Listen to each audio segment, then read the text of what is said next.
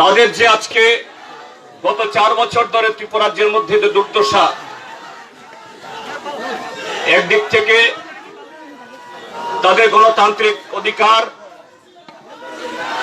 সাংবিধানিক অধিকার, নাগরিক অধিকার বুলণ্ঠিত,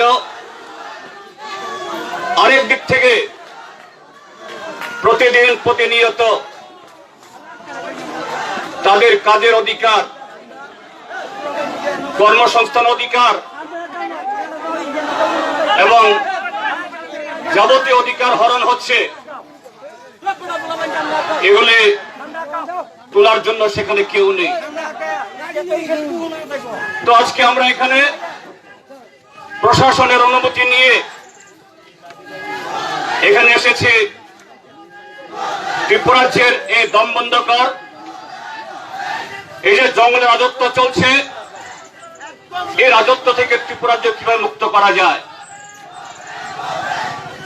কিন্তু আমাদের দুর্ভাগ্য, ভারতবর্ষের শাসক দল, ত্রিপুরাজ্যের শাসক দল, তারা এত ভীত, এত সন্ত্রস্ত। সিপিআইএম একটা কর্মসূচি নিয়ে তারা জনসভা করবে বা কিছু মিছিল করবে, এটাতে আতঙ্কিত।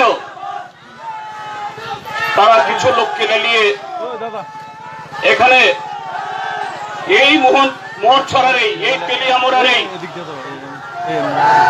কমলনগরের এই এখানকার যারা বাসিন্দা, কৃষক, ক্ষেত মজুর, দিন মজুর, যুবক, নিজেদের মধ্যে রক্তারক্তি করানো যায়, নিজেদের মধ্যে ক্লাস বাঁধানো যায়, আজকে তারা সেই চেষ্টা লিপ্ত হয়েছে।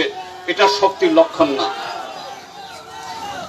বন্ধুরা, যারা আমাদের এই কর্মসূচি এটাকে বাধা দেওয়ার জন্য এসছেন, আমরা আপনাদেরকে শত্রু মনে করি না।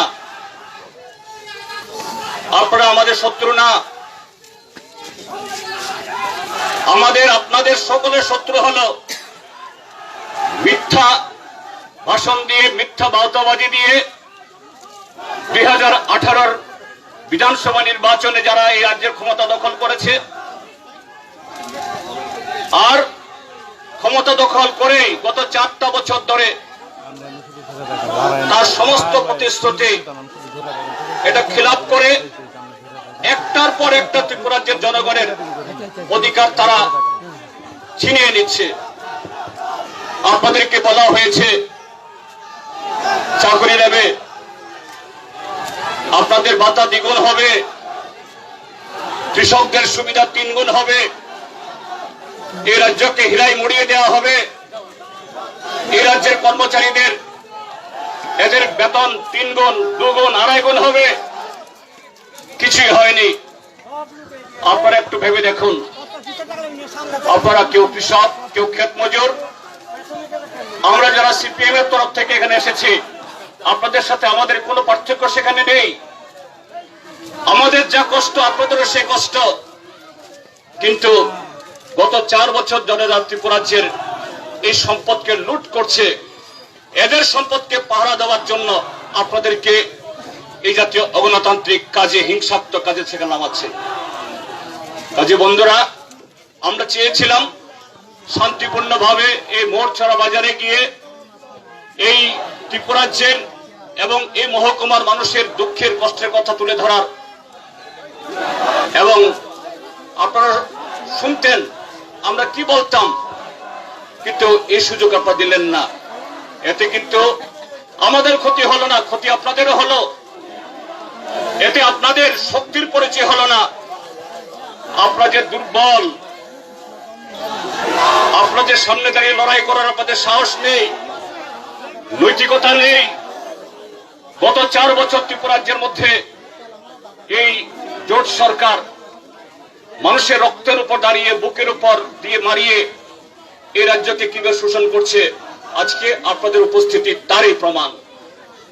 এতে ত্রিপুরাজ্যের এই 4 বছরের বিজেপি সরকারের তার কলঙ্ক আরো বেশি খাড়া হলো, আরো বেশি আগামী দিন তাদের যে শ্মশান যাত্রা এটা আরো লম্বা হলো। কাজে বন্ধুগণ, আমরা আবারও বলছি, আমরা কারোর সাথে যুদ্ধ করতে আসিনি, অন্যায় ক্ষমতা দেখানোর জন্য আমরা আসিনি। আমরা শান্তিপূর্ণভাবে এখানে এসেছিলাম। পুলিশ প্রশাসন গত 4 বছর ধরে ত্রিপুরা রাজ্যের মধ্যে তাদের যে মেরুদণ্ড হারিয়ে ফেলেছে, তারা যে মেরুদণ্ড বিক্রি করে ফেলেছে, যারা প্রশাসনের অনুমতি নিয়ে এসছে তাদেরকে রাস্তা করে দিতে পারছে না, আর যারা অন্যায়ভাবে অন্য দলের প্রোগ্রাম আটকানোর জন্য যারা এসব করছে এদেরকে লাই দিচ্ছে, এটাই প্রমাণ। ত্রিপুরা রাজ্য প্রমাণ হলো এই রাজ্যে গণতন্ত্র নেই। কাজে বন্ধুরা, আমার বক্তব্য দীর্ঘায়িত আমি করছি না। আমি সমস্ত বন্ধুদের বলবো, যুদ্ধ 4 বছর আমরা অপেক্ষা করেছি। আজকে একদিনে আমাদের যুদ্ধ জয় করতে হবে সেরকম না। কাজে আজকে এটুকু এসেছি, এটাই আমাদের বিরাট জয়। এটুকু এসেছি, এটাই আমাদের অগ্রগতি। আগামী দিন আরো যাব, আগামী দিন সারা ত্রিপুরা রাজ্যের মধ্যে এই লাল ঝান্ডা আরো এগিয়ে যাবে।